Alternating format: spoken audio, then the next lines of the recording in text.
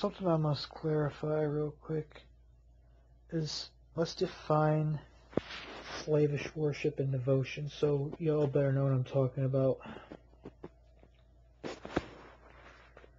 Slavish worship is like Christianity, religion, Judaism, Islam. You slavishly worship and pray to a God out of fear. You absolutely fear it with all your heart and life, from the time you get up to the morning till the time you go to sleep at night. Fear God, fear God. That's your whole life. Praying to God out of fear. Fear of what it might do to you if you don't. Fear of a religious hell. Fear of abandonment. Fear of separation. That's slavish worship. Devotion is a genuine, living, breathing, symbiotic, heartfelt relationship.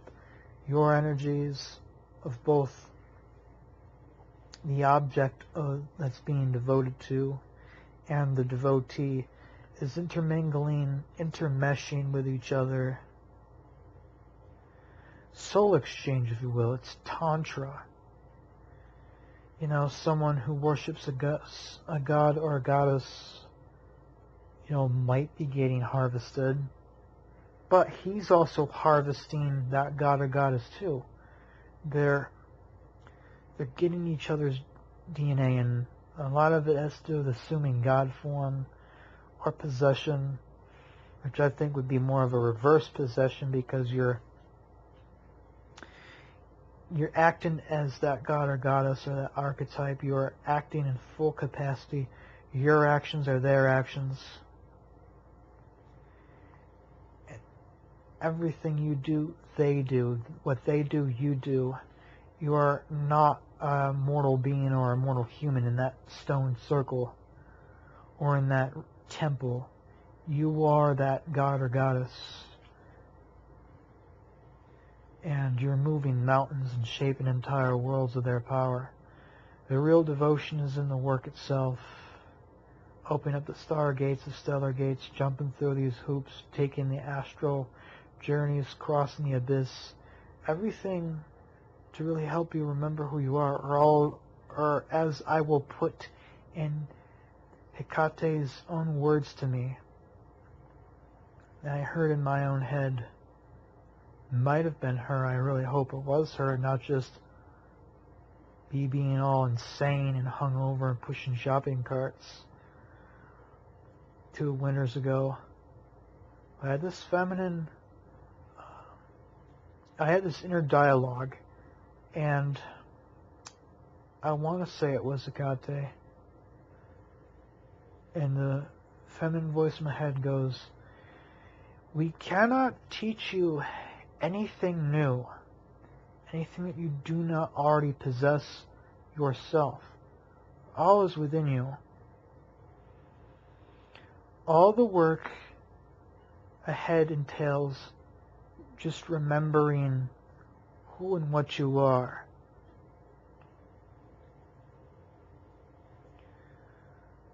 Later on, she continued, "Prove that you can act responsibly like a god in that capacity, and we remove the locks off your soul, or we show you how to remove the chains and locks off your soul." And I see that in referring to, that's what these rituals are, and these grimoires and mystical Satanism, the clip-off and Kabbalah itself being different links or different keyholes and different locks in the person's own self. And by doing these rituals, you're not doing anything externally. You're not contacting any extraterrestrials or open up any gateways out there. You're transmuting your own consciousness within and remembering how ancient you are, how timeless you are, and your ultimate formlessness, and you're getting your own Gaguna back, basically.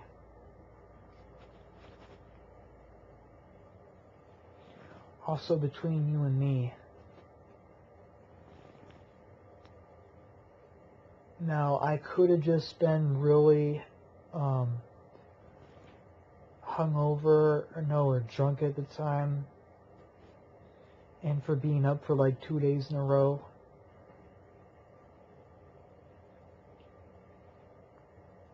Just drinking straight, not to get like blackout drunk, but to maintain an all day and all night moderate buzz.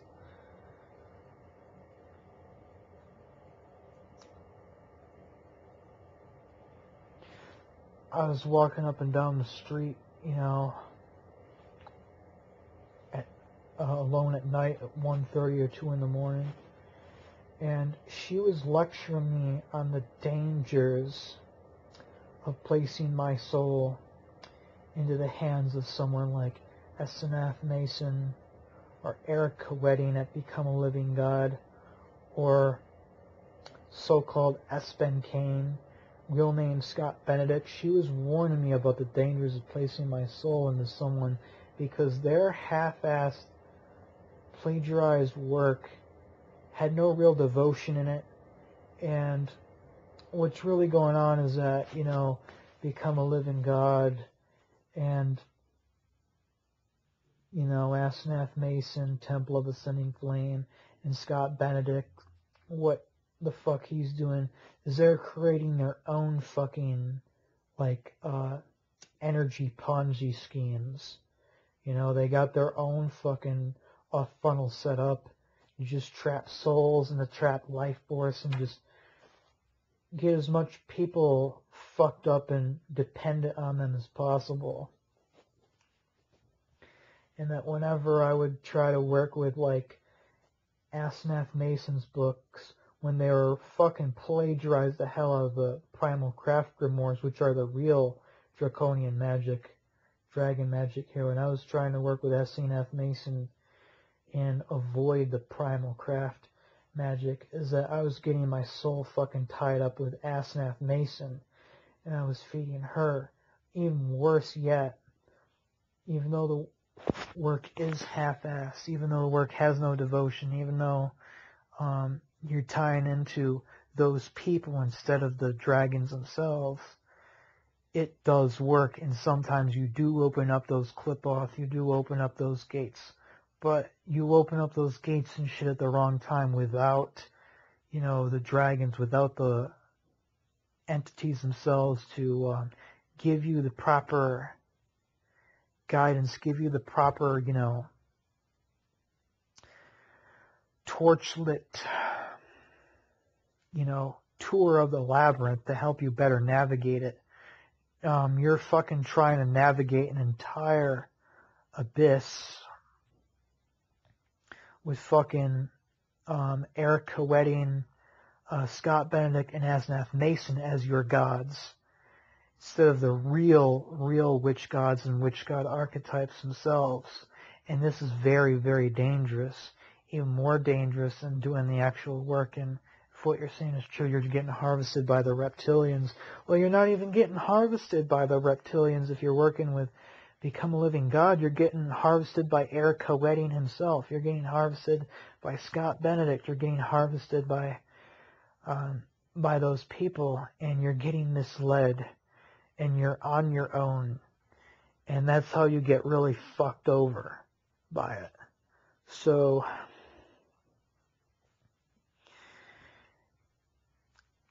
basically, the main theme of the story is that's what she had to tell me about it, and that's why, what I was doing before was wrong, and what I should, look into the real dragon witchcraft. So that's my gnosis, it's my experience with her.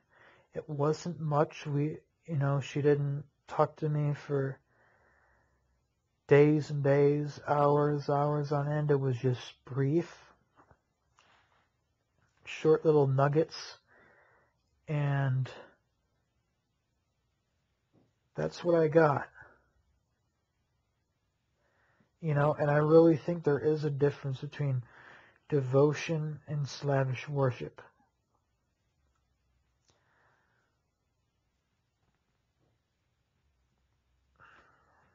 So, now I hope you got a better, clear idea of what I'm trying to convey here. But yes, I mean, am I picking external team, any other team but myself? I was, yes.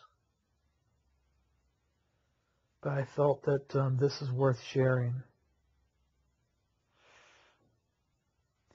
See, me and a very good brother of mine, who's in the Midwest United States, you know, we were fucking talking about this in Discord and shit, you know, that if they can't get you with organized religion, you know, it's like level 1 of the onion.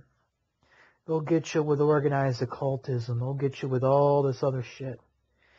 Anything to keep you from talking with the real gods and spirits themselves. Okay, so that's the lower 2 astral, you know, matrix, you know, what you talk about, and then the macrobes, as you call them, being the 3rd layer, and you know, I don't like that word. It sounds, you know, derogatory, but you know, it's probably an accurate term to describe them.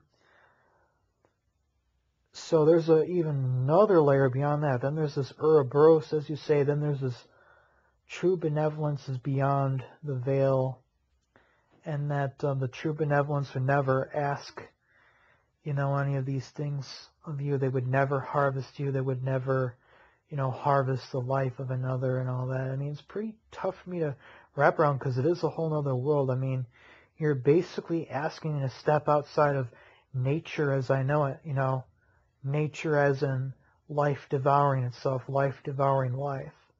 You know, everything that I thought was true, oh, that's just the laws of nature. Nature will always be predatorial. Nature will always be hungry. And then you got this whole other fucking world. No, this whole other universe outside of that paradigm. It's like total mind fuck for me. I still am in mind fuck right now. Be talking to you soon.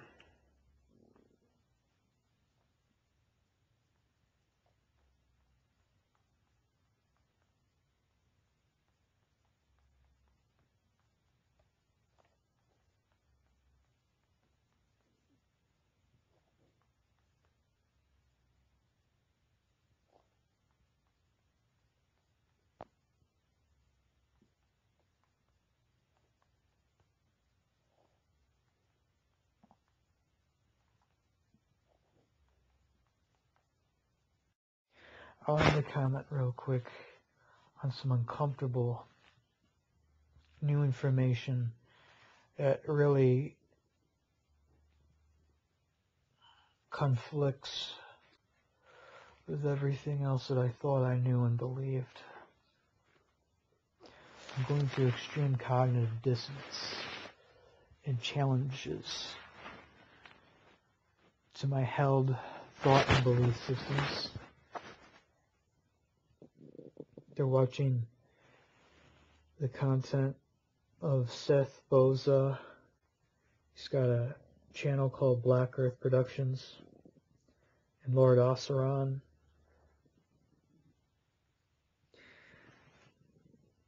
Now, as far as what they're saying, is what Seth was saying to me, and I'm already having a lengthy Facebook Messenger conversation that I can just scroll and scroll, and I've spoken on the phone with him once. And what he says about what came out of the Middle East, about the draconian race not being witch gods, but just extraterrestrial manipulators, I do not take that as gospel, and I'm skeptical of it.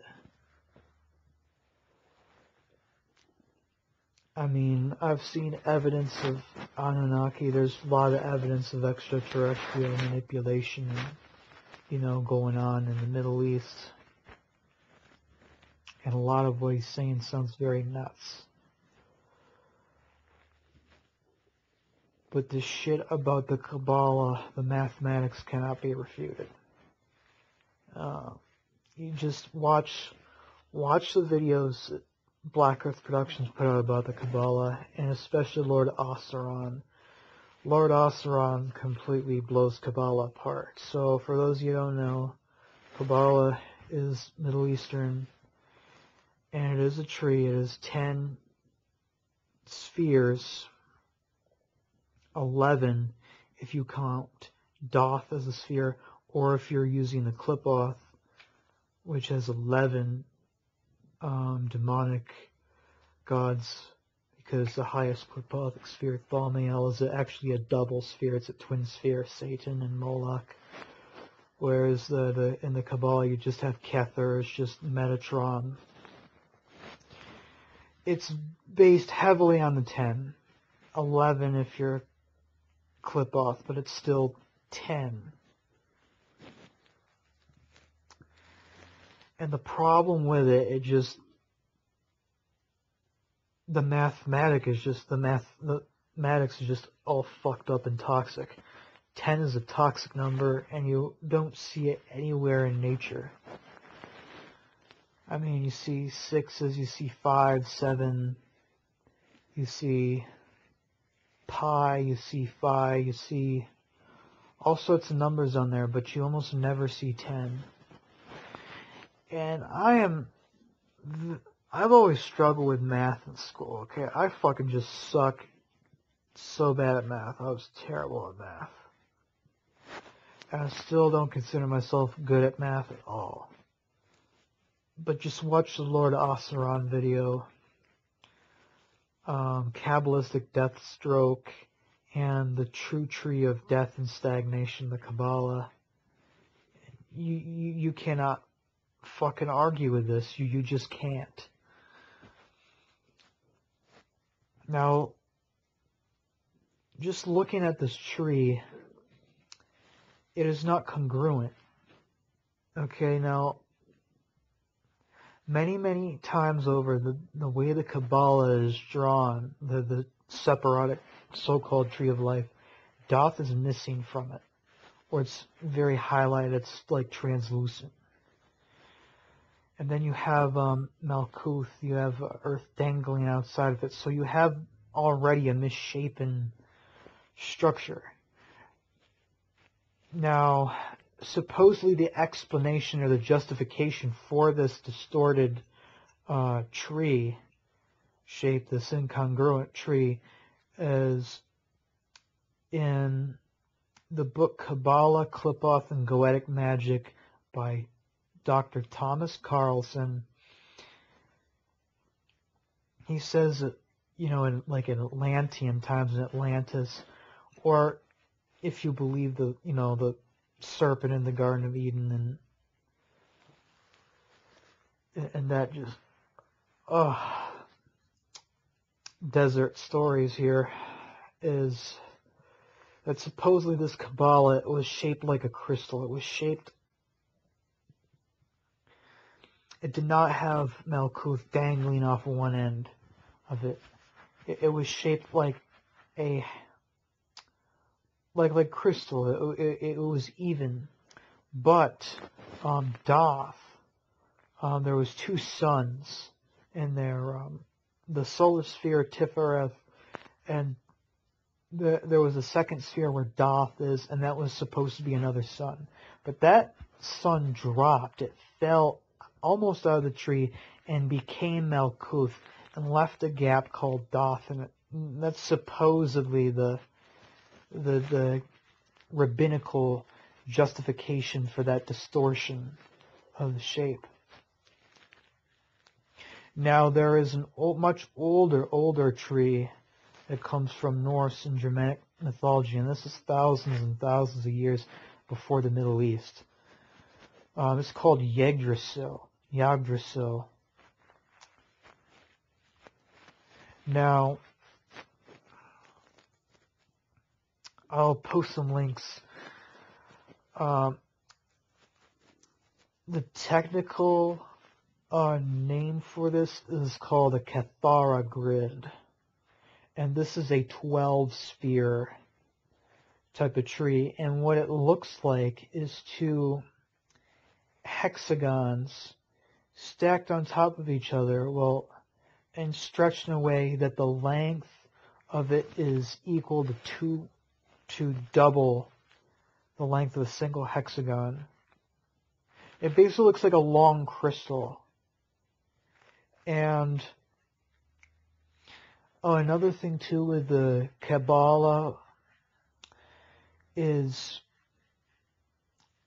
the rabbis and Kabbalists and shit try to say, you can't know anything beyond Kether, but we just call that Ein Sof R, Ein Sof, and Ein without Sof. So 3 Kabbalistic veils, but really in the Kathara grid there is a 12th planetary sphere. The rabbis take that off and they leave us with an uneven image and with the toxic 1 through 10 that I'm about to get into why that doesn't work. Lord Osiron can do a much better job than I can at explaining it. And that's really bullshit. You can't not know what's beyond that and then try to like fucking pretend that you know. It's either one or the other. Lord Osiron also covers that. So the original tree, which the Kabbalah and Yggdrasil,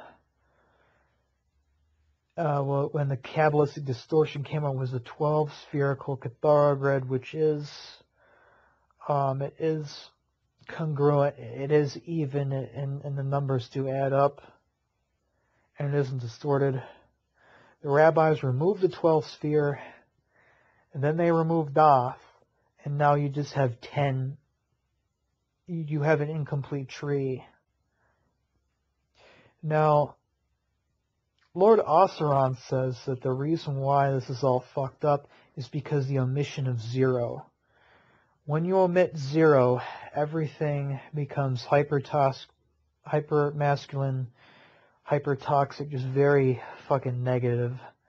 So they try to say, Kether, Chokmon, Binah, 1, 2, 3. They skip over Doth there, and then Chesed 5, Gevurah 6, and basically like the lightning bolt zigzag. Or I've also heard this too, that Doth is basically 0, but it's not on the tree at all. It's very hidden. Or it's so far below the tree, Doth is just supposed to be the abyss, according to Kabbalistic lore, and that the rest of the 10 spheres is built over that. Very, very high, like thousands and millions of miles above it.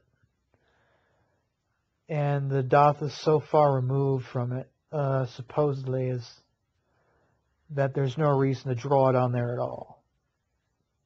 Now, I never got that deep into Kabbalah or anything like that, man. I just fucking made up my own grounding rituals, darkness and darkness rituals, I call them, because I wasn't too concerned or care about, the Kabbalah. I just wanted basically stuff that's going to connect me, directly with the absolute, directly with the darkness.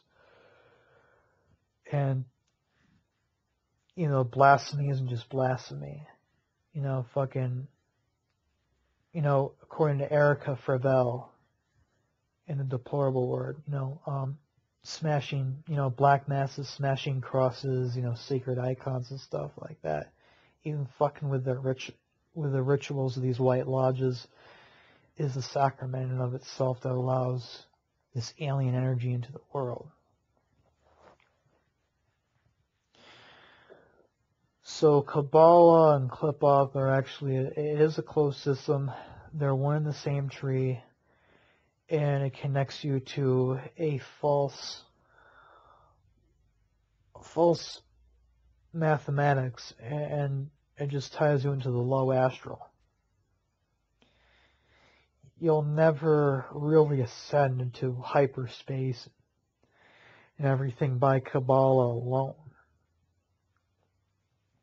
Basically is what, Sethikus is saying. And I can't argue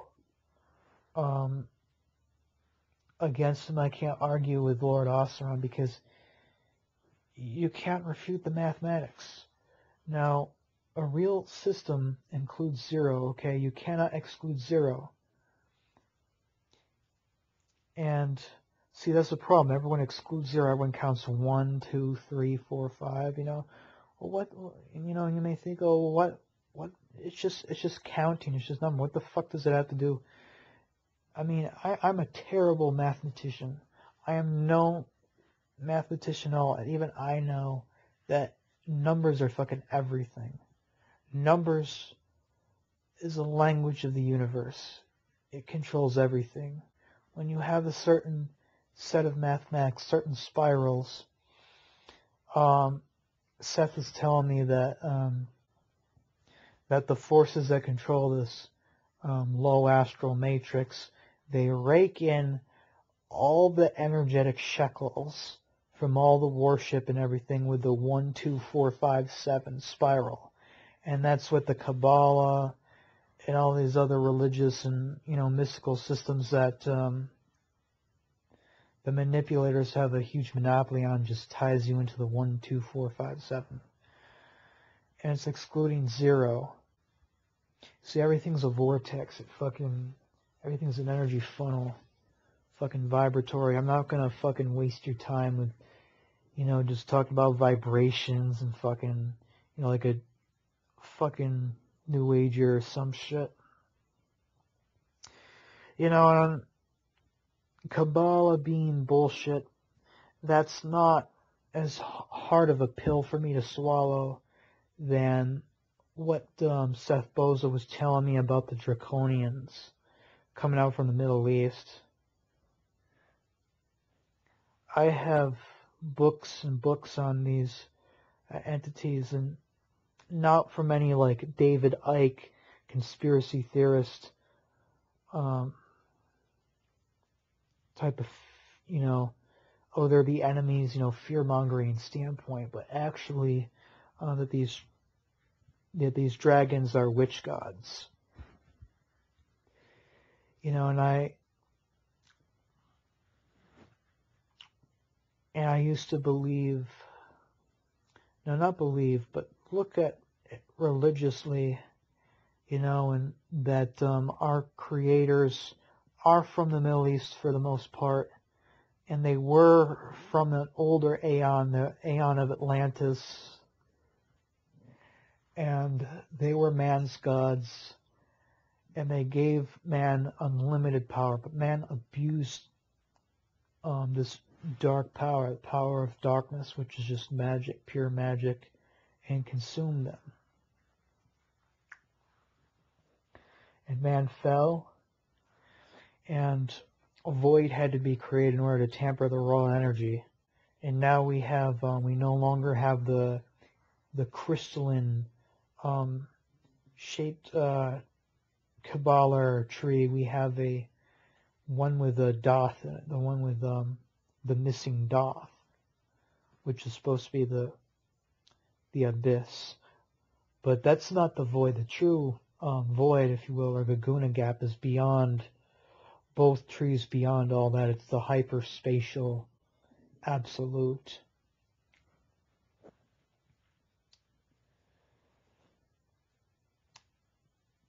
But what Seth was telling me, that these draconians, they want us to look at them as basically sky daddies, our parents, our makers. And Seth Boza says that they are none of that they are not real creators of man, but man is much older. much older than Atlantis. Atlantis is like, I'm not going to argue, 26,000 years ago. Seth is like saying that man is like 500 million years old, like 500 million years old. And that there were pre-Atlantean civilizations that are at least like 300,000 years old, to like 2 or 3 million years old. And that everything we see in the Anunnaki, that we see with all these Sumerian gods and goddesses and everything, is just them colonizing mankind. It's a very painful pill to swallow, and I'm not believing any of this with a grain of salt. I'm taking it with a grain of salt. I'm not believing Seth Boza like it's the gospel or anything, but it's very fucking painful, the challenge to my faith that, the spirits, creatures, and gods, dragons I looked up to, there's a chance they may not be what I thought them to be. We went deeper, in our messenger conversation, talking about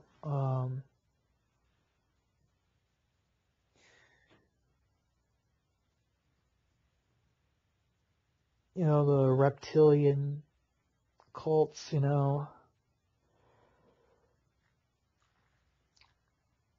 talking about Mark Smith, but even though his books, even though I don't have much of a right to, because I have not, done, these rituals and Queen of Hell and so on, but I was going to.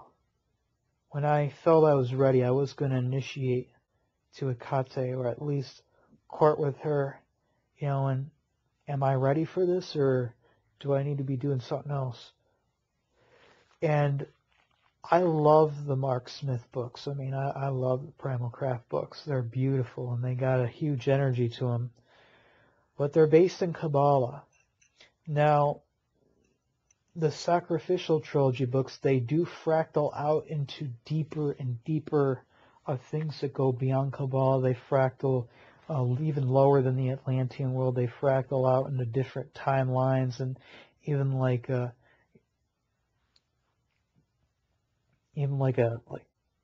ancient, Earth. That's why I call it the Primal Craft. It's not the new craft. It's ancient. The primal. You're going back in time, meeting the first forms of, the great witch dragons, the forms of Belial and Lucifer, before they, became, man's creators. And there's, animal sacrifice and blood drinking, and, we're just talking about, and it's just like, I'm not down with this. And he was telling me, that any like god or goddess that demands that you, spill blood for it or demands worship is not a god, but in what he calls an energy parasite. It's a very hard pill for me to swallow, because now let's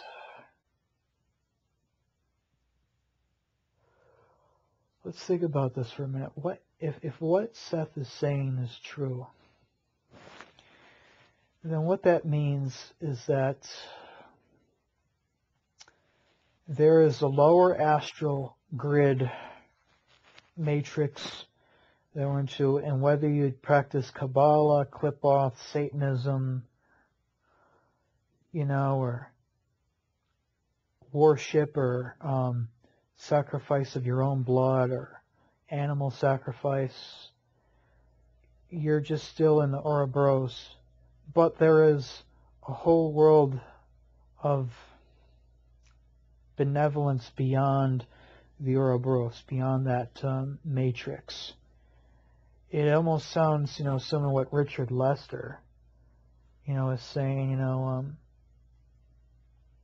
about there being, more powerful beings beyond the matrix, beyond Satan and the demons, but I haven't seen it yet. I can theorize about it, I can think about it, but I can't believe it because I haven't seen any benevolent, entities beyond the matrix, or beyond that yet. To me, and I honestly, Seth Boza, there is, in my opinion, very high probability and likelihood to what you're saying, but I really can't wrap my mind around the idea of a world, maybe not wrap my head around an idea, but a difficult time remembering a world where, as you say, that men were once all breatharians, and we didn't even need to eat physical food. We just ate the astral light. Basically, that's where the term breatharian comes from, because you either just sun gaze and you get your energy just from breathing. You don't need to eat or anything. I don't even know about water. I mean, it could be possible, but this world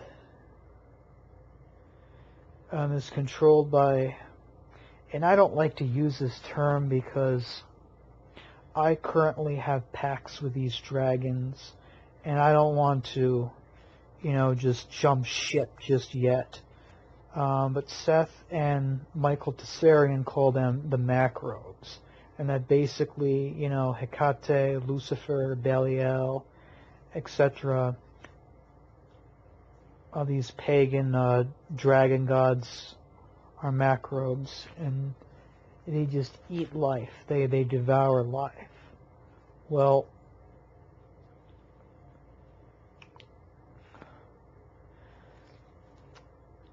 and Seth is telling me, this is why I'm not down with that. This is why I'm not down with, the Primal Craft books, and I've sent him links to videos of Mark Smith's interview. I sent him screenshots of the extracts, and he says, I'm not down with this. It ties too much into Kabbalah. It's too Kabbalistic, and the blood drinking, the blood sacrifice is just, worshiping Macrobes, in his own words. And I can understand, and the path isn't for everyone. And I'm not even on the path. I mean, I just have the books, and I have a poster of Lucifer, the perfect Red King Sulfur, on my wall.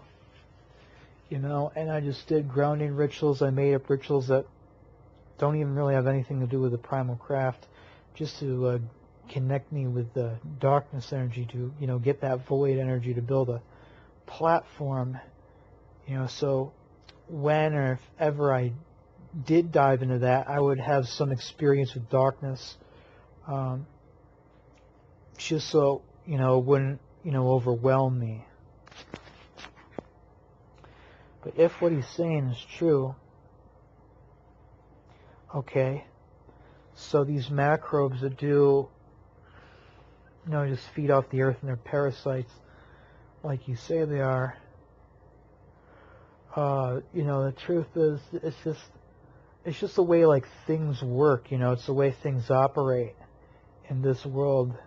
I mean, life just eats life. I mean, it's just what goes on, on the earth and in this local, this star system.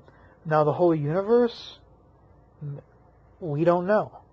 But the very, very least, that we know right now.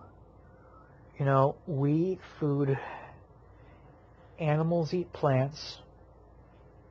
We eat those plants and some animals. We are omnivores. We are not herbivores.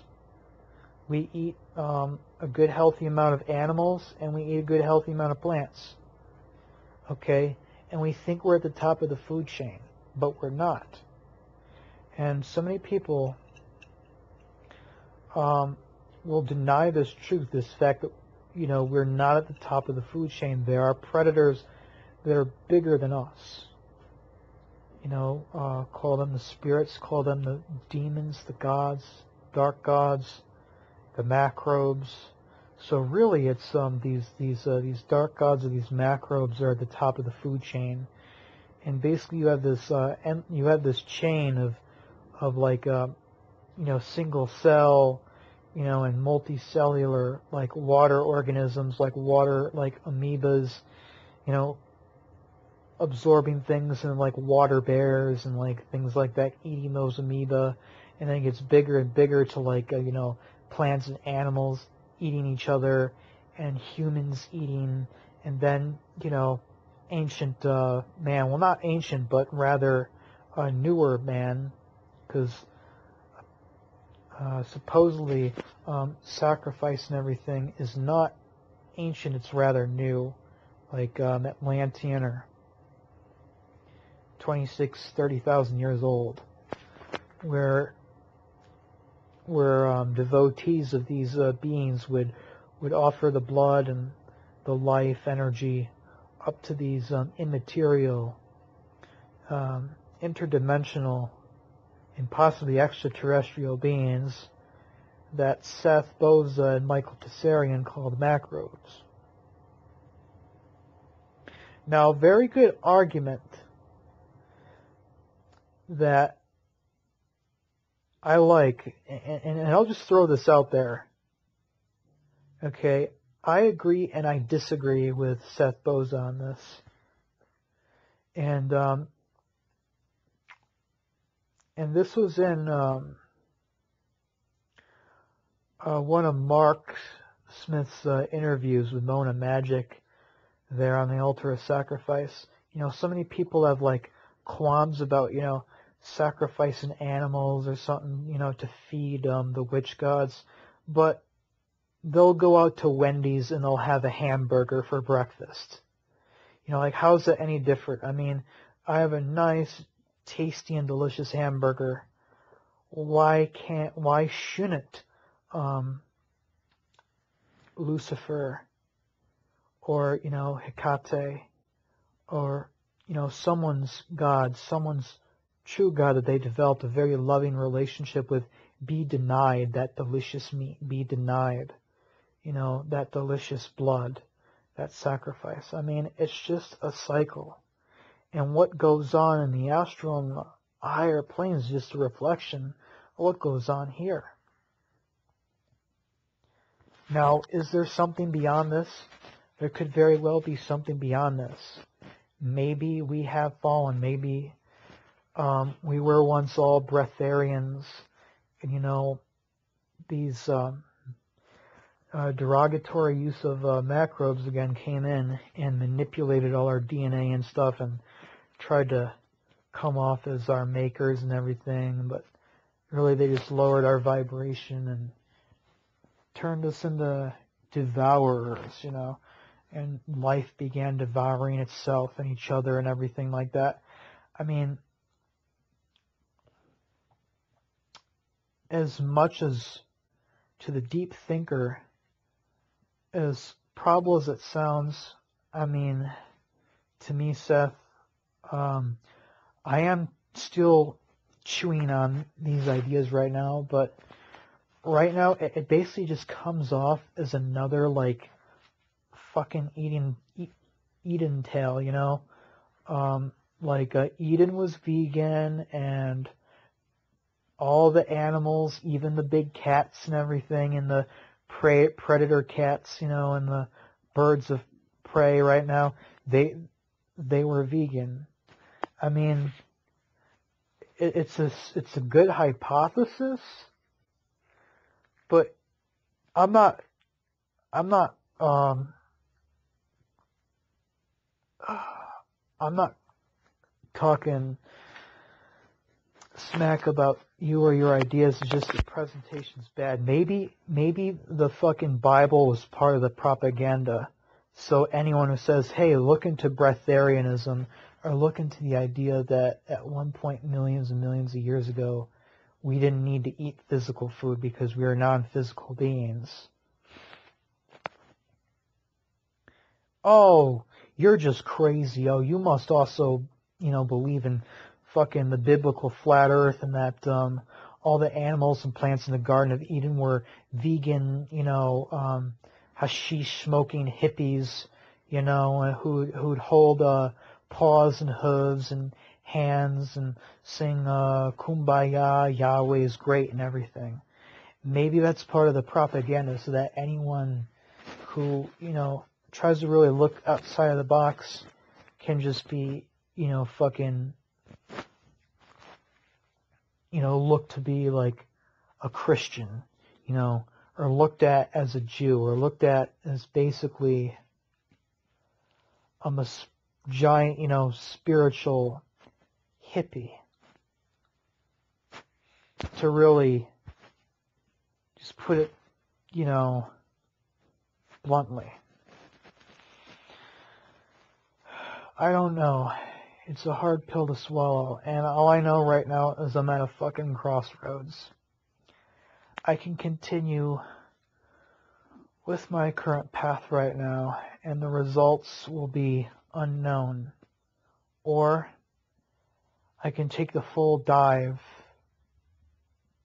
into these dragons and into these spirits, I talk and talk and talk and talk in armchair about in my videos, but almost never had real practical application with.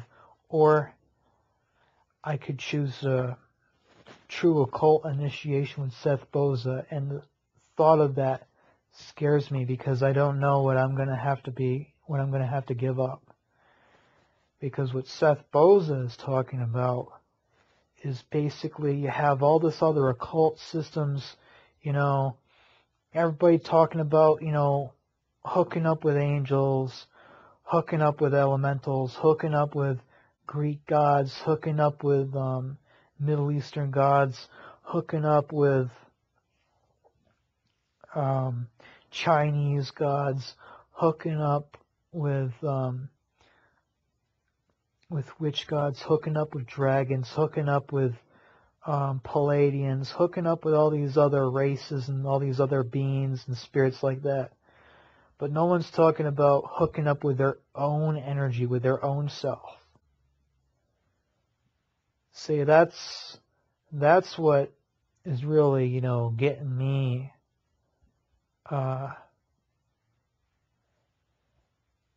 pausing and thinking right now, oh, well, if I hook up with my own energy, what will I have to give up? I mean, everything. A big part of me is afraid to really jump ship again because I fucking, I've been through fucking different shit already. I've been through the enemy religion. I've been through Christianity. I've been through Catholicism. I've been in the joy of Satan. I've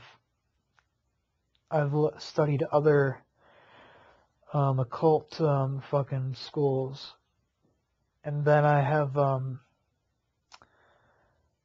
have rituals, agreements, artwork, and just stuff that I've created on my own between myself and the spirits, and I'm not ready to give that up. A big part of me is like, I don't want to jump ship. I don't want to, fucking give them the finger when I never even really met them yet or know what they have to bring to the table. But that's what, Black Earth Productions is offering, though. True occult initiation package. You'll hook up with the pure consciousness, and a great majority of people do have this. If you are listening to my channel, and if you are a stout skeptic in the, big person who likes to think about everything. You probably got it too. He calls it creator source because there is no other name to put on it, or the higher force. It's not prime creator like Wicca. I mean, I guess that is a title, but really this is just the spirit. That's just the God, the creativity we all carry within us. See, everyone's talking about looking for gods and shit externally, but how many people are talking about their own divinity or their own higher force within them? You could even, I agree with Seth, about this, or talk about, why not create your own sigils and everything like that? Well, create your own sigils, then we can also create our own gods and goddesses. I kind of already did that on my own. I created, or not created, or like channeled a artwork for a compilation, a dark meta-god, and I'm not going to speak its name, and I'm not going to talk about it because I still don't know if this is an actual external entity or just something that's of my own creation, and I don't want to just put it out there and just have other people, strip it of its power yet, if it just turns out to be an egregore that I made up. And then this all goes back to the whole idea that the whole universe is within, and, when I was talking to Seth Boza on the phone, he told me that the war is real, that there are, humanity versus extraterrestrial races. There are, reptilians from Orion and insectoids from Sirius B, or insectoids from Andromeda. There are all these other, alien races, warring and fighting for control over Earth. But he says it's not happening in fucking Andromeda or Sirius B out there. It's happening in Andromeda and Sirius B within. See, we are the supreme being. I'm the supreme being. You are your own god or goddess. You are the supreme being, and everything else comes from within. But if that's true, Seth Bozo, why couldn't I also say, well, I'm also the reptilians, I'm also the draconian gods, and in a way I am also Lucifer, Hecate, Belial, all these dark gods, or these dark gods exist within me. It's just really like a big paradox. Another thing,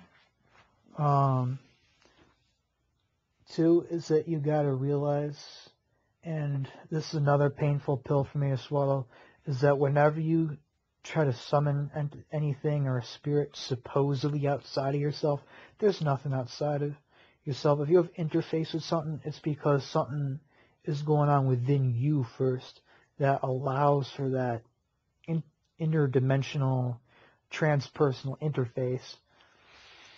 So you're invoking supposedly something outside of yourself. It's harvesting your genetics. I knew that in a way from the Primal Craft books already. Even, from the Dragon's Mouth, that these transformative rituals will alter you on the soul crystalline DNA level. You will get Hecate and Lucifer and Belial's DNA, and you will become more and more and more like them. Really, it's all down to a choice. You can have your own power. You can contact the higher force within. Everything you need is within yourself. Or you can join with all these other thousands and thousands of other cults and millions of other spirits and entities that just want to, well, basically assimilate you. And whether that's a good or a bad thing, it's really down to that practitioner's choice. Do I want to be a true occult initiation, or do I want to be assimilated by Lucifer, the Red King, the Red Goat, and become an extension of him? Do you want your own sovereignty and a true occult initiation and learn what's really going on with the higher force? Or do you want to be harvested and assimilated? Like the Borg, if you will. Well, I mean, it's really down to the practitioner. I say, if someone wants to be assimilated, I mean, it's all a question of who do you want to be assimilated by. If you really, really love someone or love a spirit, then get assimilated by it, get harvested by it. But if you want the higher force, then don't bow to any, entity or being outside of yourself, and just constantly level up and level up and level up. See, that's where it's a very painful crossroads I'm at right now, because I never really did a true primal craft initiation. I haven't done the rite of the torchbearer yet, but I've been thinking about it and wanting to for some time. But then I can also, leave everything behind and do the full initiation package that Seth Boza is offering, currently at a 20% discount at Black Earth Productions with a Z.com. And it's like, oh man, it's such a hard decision, I want the goats, I want the dragons, that. Oh, another thing too,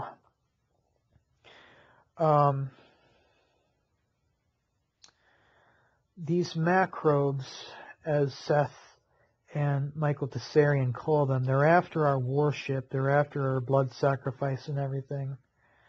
I mean, there's different cliques in this. I mean, there's the Jehovah, there's who wants, slavish worship and everything, and I mean, he's the worst of them all, behind Christianity, Judaism, and Islam, man. He just wants to just make the whole, world like a beehive, just make everyone into a little Jehovah drone. But at least in, like, Satanism and the left-hand path, these devils, they do harvest you, but they do give you power, because they're making you more and more like in their image like them. And it's a symbiotic, relationship and energy exchange. You can call them, parasitical. You can say what the fuck they're doing is, like, objectively and morally wrong.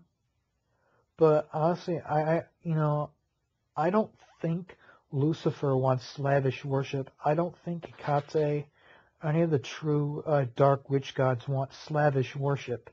Because if they did, everyone would be, into the primal craft. Everyone would be into Satanism. Everyone would be, doing rituals to Satan instead of Yahweh. Everyone would be into it. In fact, not many are called to this. Very, very few are given the information. And yet very, very, very fewer actually end up doing the work with some success. Now, a question I'm asking you, Sethikus Boza, is what you call energy harvesting and, the macrobes feeding. I think there's a difference between slavish worship and devotion, because if somebody really, really loves somebody, like you can see it, in these books there that this person fully loves Hecate. And the devotees who take up this work, they also get to the energy exchange, the bliss, and so on. I think devotion is a way of breaking the chains of the self, because so many people, it's all about, me. They get into Satanism, the left-hand path, and most of them just stay there at the Levian level, because it's, how can I gratify my ego? What the fuck can I get for myself and give to myself now? And fuck everybody else.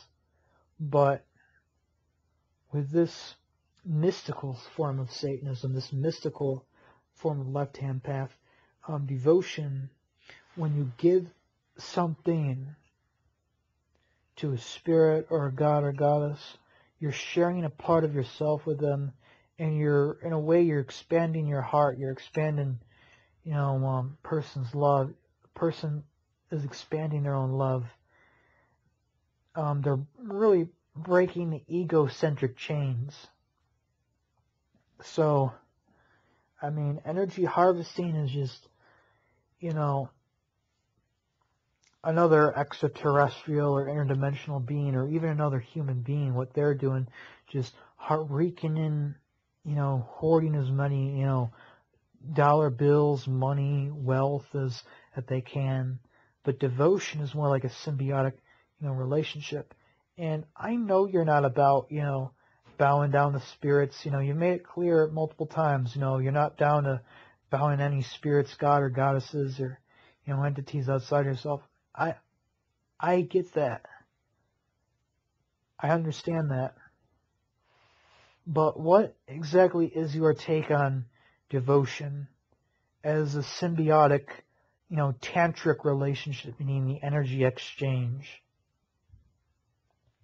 Or do you think it's all there's a sinister agenda behind all forms of it? Energy harvesting, even if the object being worshipped is a god that the sorcerer created up in his own head, that he made up in his own head. So all forms of, devotion or what that is just energy harvesting to some extent, or even just the magician harvesting himself. I don't know, where do you draw that line? Is devotion okay? Or is it all just like energy harvesting? So I pretty much rambled on, thought out loud, and asked everything that I could think of.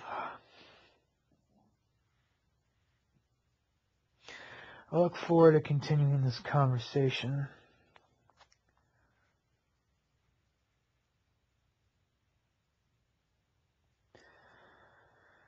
John Goat, signing off.